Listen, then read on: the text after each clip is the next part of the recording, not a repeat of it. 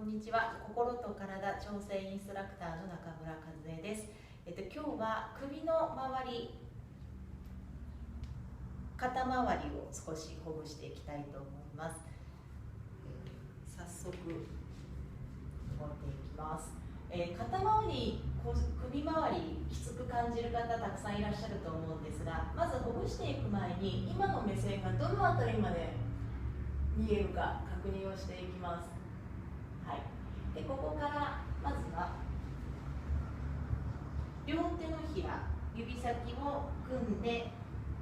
頭蓋骨の下のところに当てていきます。顎を上げている状態です。ここからワシャワシャワシャーっと動かしていきます。で気持ちがいいなと感じるところに当たったらそのあたり集中して動かしていきましょう。内側が気持ちよく感じる方もいらっしゃると思いますし、外側の方が気持ちよく感じると思う方も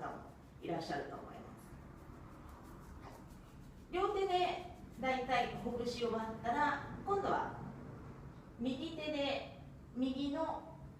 横をワシャワシャワシャーっとほぐしていきます。でこの時のポイントは、頭まっすぐにした状態よりも横に少し倒して、ここの筋肉緩めた状態でほぐしていくところがポイントになります。はい、で頭蓋骨のところから少し下の方に動いていって気持ちいいポイントも探っていきましょう。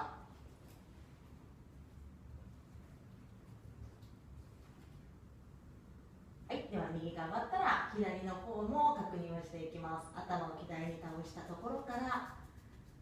小指の付け根から手の横のところにかけて使っていきます。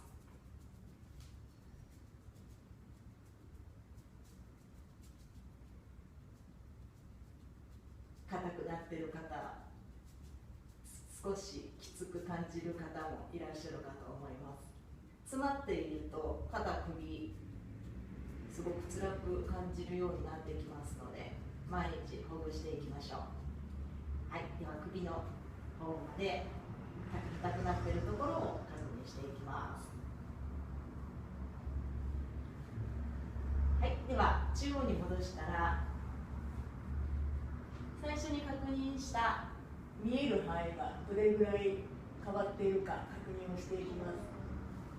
はい、顎の位置も変わってきますし、見える視線の範囲がだいぶ広がってくると思います。はい、これだけでだいぶ首の後ろ側ほぐれてきますので、ぜひご自宅でやってみてください。